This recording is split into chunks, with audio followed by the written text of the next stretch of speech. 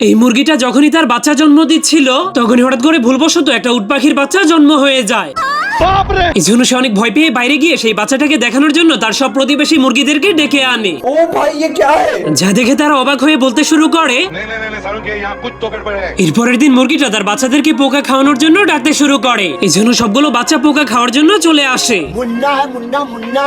আর উট পাখিটা যখনই একটা পোকাকে খাওয়ার চেষ্টা করে कौन है रे? सॉरी। তখনই সে ভুলবশত পোকাটাকে খেতে গিয়ে একটা বেজের গর্তের মধ্যে মাথা ঢুকিয়ে দেয়।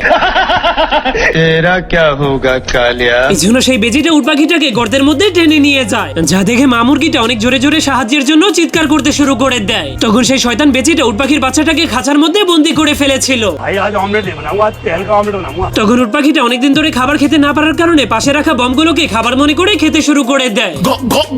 এরপর বেজিটা তাকে একটা বাটির মধ্যে রেখে ঢাকনা দিয়ে ঢেকে দেয় আর একটা গরম চুলার মধ্যে ঢুকিয়ে রান্না হওয়ার জন্য অপেক্ষা করতে শুরু করে। এই জন্য চুলার মধ্যে উট পাখিটার অনেক গরম লাগছিল, যার কারণে সে যেই বমগুলোকে খেয়েছিল সেই বমগুলো তার পেটের মধ্যেই ফাটতে শুরু করে দেয়। तोरा के को ना समर बासा। যার ফলে তার কারণে সেই বেজিটার অবস্থা অনেক খারাপ হয়ে যায়। अरे शोरे बच्चा। এই জন্য বেজিটা অনেক রেগে তার মাংস না খেয়ে তাকে তার ঘর থেকে বের করে দেয়। भाग ऐसे।